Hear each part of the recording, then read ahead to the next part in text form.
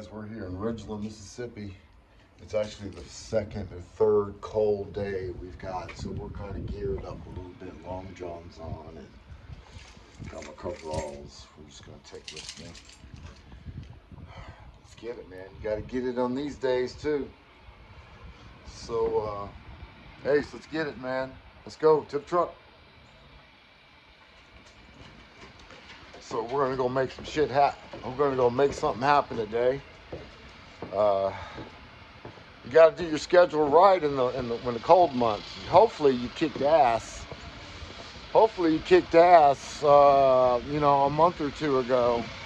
The kids are going back to school back in August, and hopefully you kicked ass like it was income tax time. Because what I noticed, income tax time, and when the kids go back to school, are going to be your major times to really get to work out here. I don't think I'm missing anything. Income tax time is going to last for several months. So the beginning of the year and just before Thanksgiving and months in that area is when you're going to be making your money. At least it was for me, or it is for me. So let's go, buddy. We're gonna make something happen today, guys. We're just gonna do one job, and that's it. Just one job, but it's gonna be a good job, a good one job. It's too cold to be playing games out here, going all over the city. So we're gonna make we're gonna try to schedule our work. We're gonna do some cherry picking now.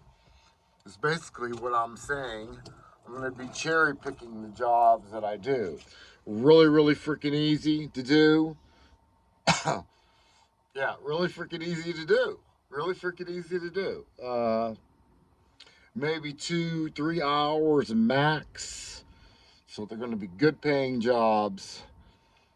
Are really freaking easy. So yeah, it's winter months. I'm not out there trying to be in the cold for 8-hour shift. I want to stick and move. That's the whole thing. Stick and move in the winter months. If you're up north where it's really cold and snow. I'm in Jackson, Mississippi, so we don't have weather like you guys up there. Oh my God, I used to be up there. Yeah, man, you guys are gonna have to kick ass during income tax time, and you guys should kick ass all year long when it's warm. You guys figure it out. You guys let me know. How do you guys work it in the winter months? That'd be good little, yeah, post below. Because it's cold up there. I experienced it for, a year and a half up there? Maybe a little longer, but, yeah, it was bad, man. I left. It was so cold.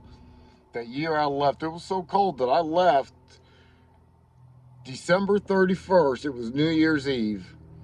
And I got here the morning of the 1st. So January 1st, 2011 is when I got here.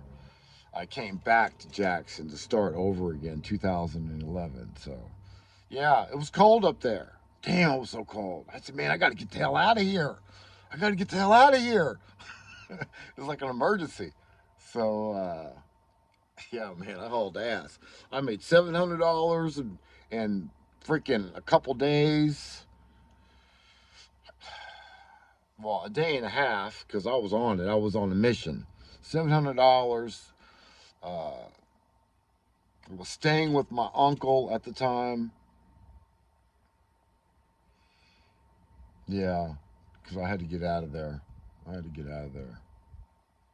was in St. Louis, Missouri. Remember, I was doing a water pump or a power steering pump. It was freaking freezing. It was like 30 degrees plus the wind chill. And I remember my fingers were just frozen. So I said, man, I'm getting out of here like tomorrow. So anyways, I got out and I'm in Jackson, Mississippi. So anyways, Ace, let's get out of here. He's looking at me like, man, can we go?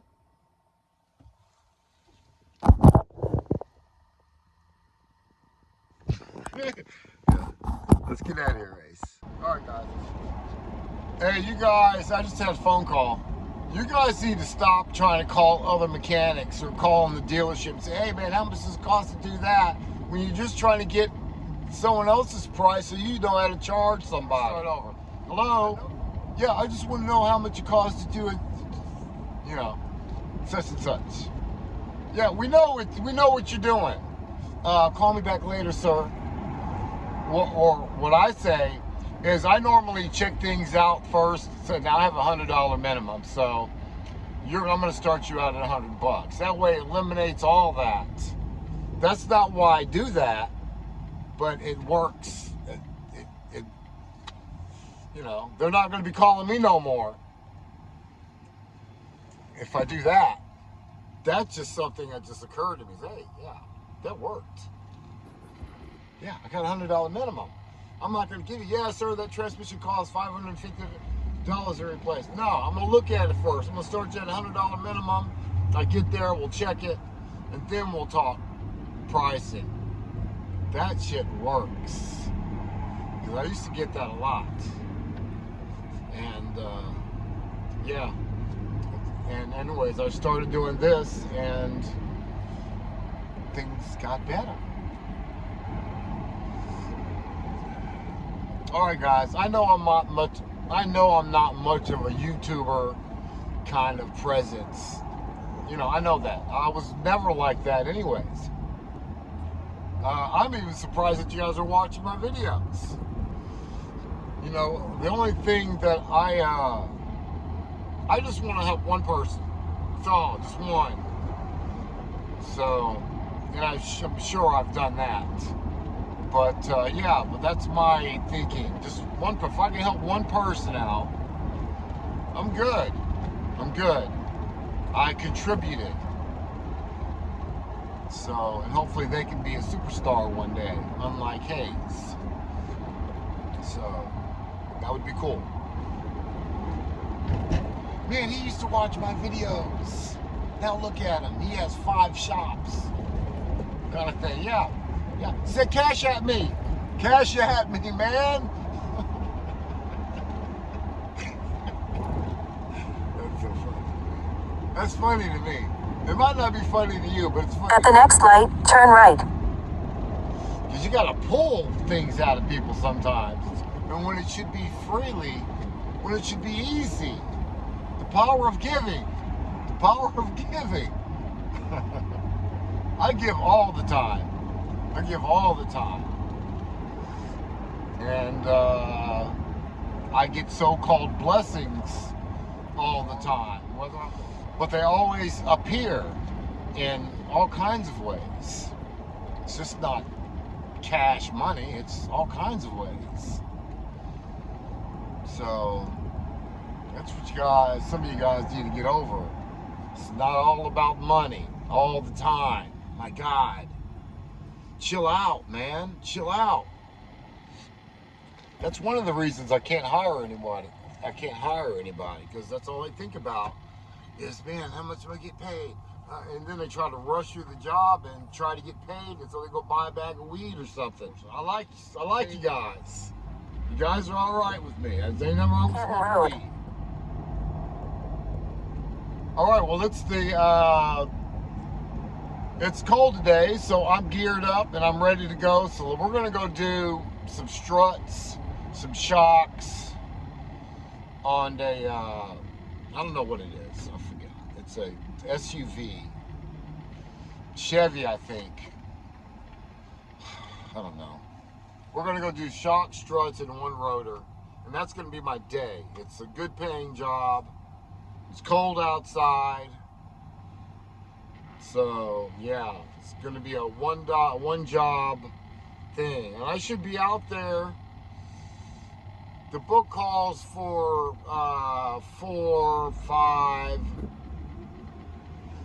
about, all right, 1.8, 1 for the brakes, and like 0.1. In 1.6 miles, turn right onto Tisdale Road.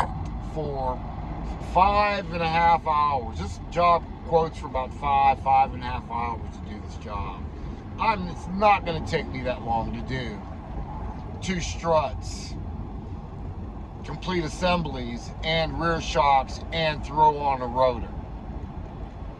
It's not going to take me that long. So let's get to it. Stay in the middle 2 lanes. It's not going to take me that long. So let's get to it and knock this thing out, and we can get on back to the house. All right, let's do it, y'all. Having fun and making money. All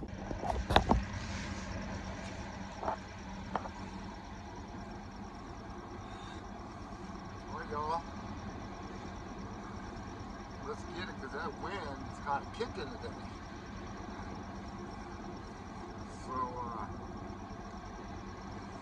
I think she's got a rack and pinion problem as well. She did not call me first to find the noise for her. She does have a leaking strut on the passenger side. I'll show you in a second. But I can't save you guys any money if you guys order parts without me looking at your car first. I see it way too much, and I can't help you if you keep doing, if you don't call me first. I can't save you any money. She's spending, what, $450 today. And she may not even need all the stuff that she's trying to put on there. And she's got possibly a rack and pinion that's bad. And that's another for $500 parts and labor. So you guys got to be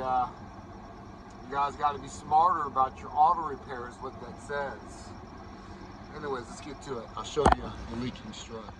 All right, so let's take a look at the strut. It's got a lot of oil everywhere, so it's leaking from the strut. So this one's definitely toasted. Well, I sprayed some penetrating oil on the stabilizer link. Okay, and I put a little bit of oil here too, but that didn't spray anything up there. That's just the way it is. So let's go ahead and get this console out. You got to take out these little pins all the way around.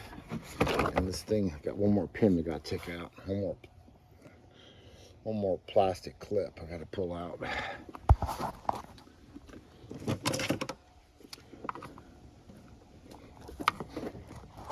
I have a tool for this, but I rarely pull it out. Maybe I should. But I think I'm pretty fast with just screwdrivers. So I just put all this stuff right there. Oh, there's another one. There's another one, man. All right. All righty. Good. So now I should be able to pull this bad boy out of there. And the struts are actually behind the cowl. So you can't get to it without taking out the cowl as well.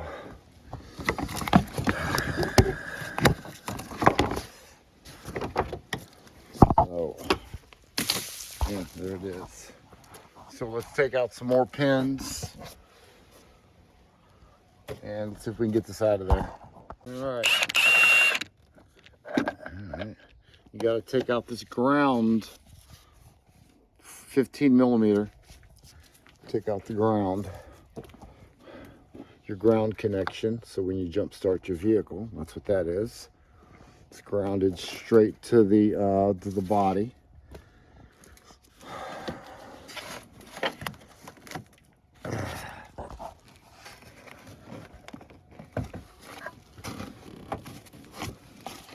Kind of hard to do this one-handed. And that's all I really want to do. I'm not taking it off any more than that, guys. That's all I really need. I can get in there and get those 3 bolts out.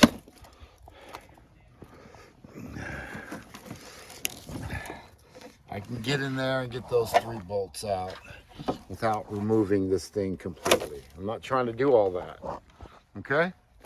So let's take a look. Let's see what size they are. They look like 15s too. I'll double check it while I got you here. Yeah, 15 millimeter straight shot.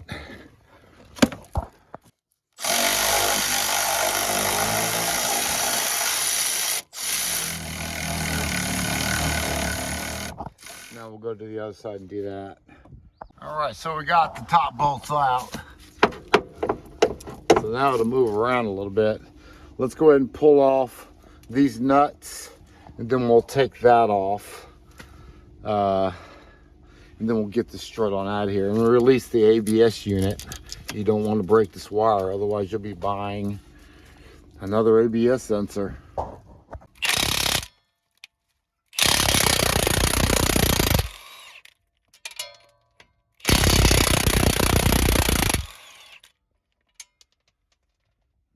just try to travel to the other side. All right, well, since we're over here,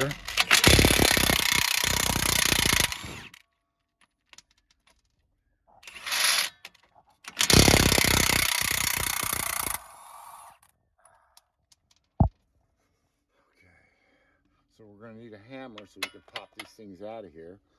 But before we do that, let's go ahead and get these stabilizer link nuts off. All right, when you start taking out these stabilizer links, right there, stabilizer link. Okay, they're going to spin more than likely.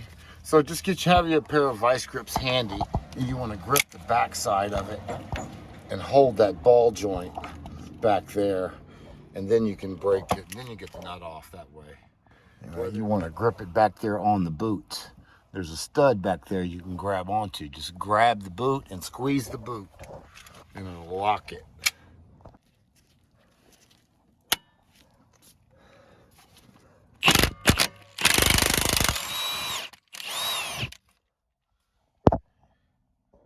And then you can get the nut off.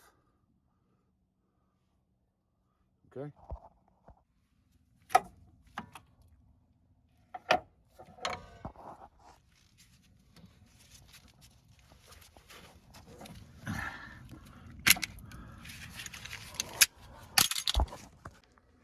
All right, guys, and same thing on the bottom one. You want to reach back here behind the boot. Go ahead and grip it and lock it down.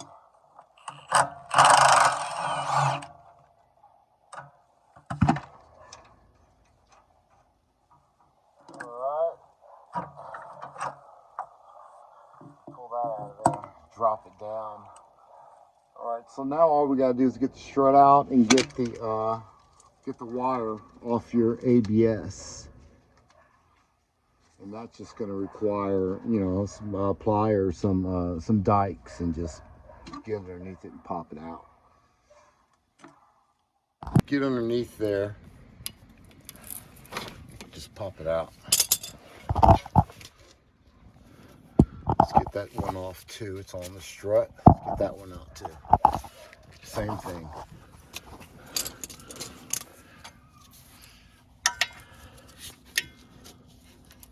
Squeeze, squeeze, and pull it out.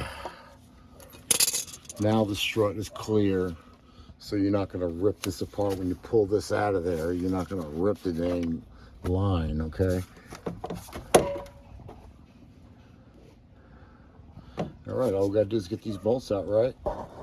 Let's do it. All right, we just popped that one out. So if yours are really, really tight and they don't budge, you need to put a nut on it before you beat it out of there. We're down south, so we don't have a lot of problems like that. So, yeah, and I'll get a punch in here and I'll just punch out the rest of the way. All right, now just the reassembly is tighten these up, man, and put everything back to where you got it. All right, we're gonna have to run to this part store and grab us some stabilizer links because you didn't order those, but not a big deal. We can go do that for her. Yeah, we're done. We got to do some stabilizer links and then we'll be done with, well, at least the install. We still have to put the shield, the plastic beauty cover and stuff back on it. And that's it, guys. That's how you do struts on an enclave. Peace. I've been her mechanic for, I've worked on her car 3 or 4 times already. Really nice person. She doesn't give me any, she wants to save money, but she's not like, trying to Jew me down all the time, all right? Because my prices are fair anyway, so she doesn't do that for me. So what I'm going to do for her today, I haven't told her yet. I normally would charge a little extra on this job for pulling them stabilizer links off, going to the store, coming back. There's 30 minutes out of my day. I'm not going to charge her any extra on this job. This is going to be her little holiday bonus, it's called it. I don't do holidays a lot these days, but that's her holiday bonus. That's her bonus today. So free work from Hayes today, because she's a good customer and she doesn't try to Jew me down.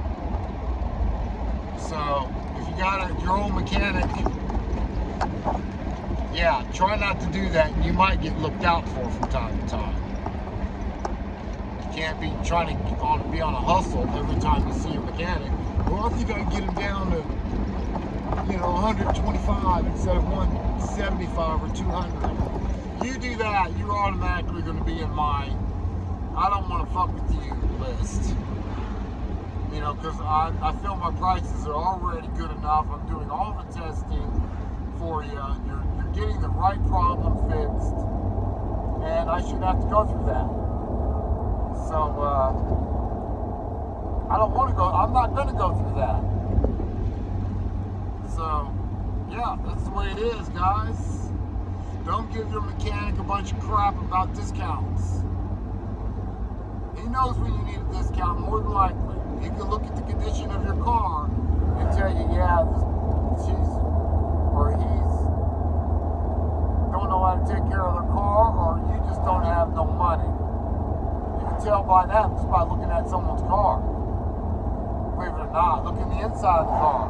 See how trashed up it is. I'm looking at my truck now. But yeah, see how much oil is all over the engine. You need struts and brakes and this and that all at the same time. Yeah, you probably need a discount, and probably going to look out for you. So that being said, I'm going the wrong damn way. I think I'm lost. 1 second. I'm going to tell you guys where you mess up at when you're on the phone with the mechanic. I'm going to tell you guys. I might even mention a couple things. Nice road. That's your first mistake, thinking that I'm waiting on your phone call, when several other people have called me already. So that's your first mistake. Second mistake is you're trying to Jew me down. Trying to Jew me down because you think I'm waiting on your phone call, like you're the winning lottery ticket. I'm getting ready to pay this mechanic. I got money in my hand. Yeah, wrong freaking attitude, wrong direction, all right? And that's with most mechanics out there. They're not just waiting unless they just got started. They've been doing it 6 months, maybe 6 months, if not less. I don't want to insult nobody, but after a year's time of being out there visible and putting in work out there as a mobile tech, after that first year, your phone is going to ring more than one time a day, unless it's just pouring down rain or snowing or extremely cold for days. So, just saying. So, there's 2 of them right there. All right, so we went ahead and got those stabilizer links in there. As you see, brand new stabilizer links right there. All right, so if you got bad struts on your car, my recommendation is to go ahead and get those things done at the same time, because if you got bad struts, that means your car is doing a lot of this. boom, boom, boom, boom, that means that thing is doing a lot of boom, boom, boom, so to speak. And it's going to tear up the balls on it. They're going to weaken really fast after the strut's bad. So yeah, always when you do struts with the stabilizer link attached, go ahead and get the stabilizer link done as well. We got both sides done. Let's get this tire on. Let's go ahead and get the rear shocks done at this time. Rear shocks. 19 millimeter, 15 millimeter.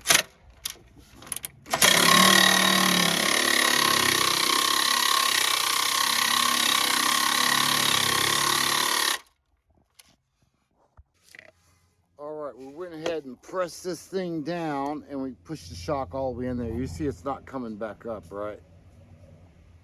Just very, very super slowly. Let's push this one in. Okay.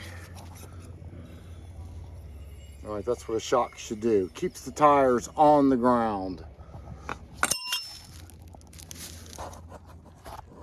Okay, so we're doing good stuff today.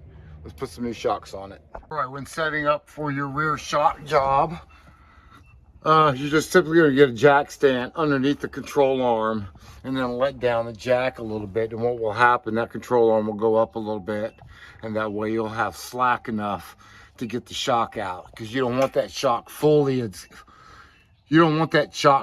extended. Otherwise, you're going to catch hell trying to put it in there. So jack stand underneath the control arm. Let the main jack down. That way you'll put pressure on the control arm and it'll actually go up, which will shorten the shock for you, make it easier for you. Let's take off the wheel. All right, 15 millimeter and it looks like a 21 millimeter socket. I didn't use that. I just used a pair of vice grips to hold it. All right. Get this hose out of the way, pop it out, and that is a wrap on that. Easy peasy, nice and easy.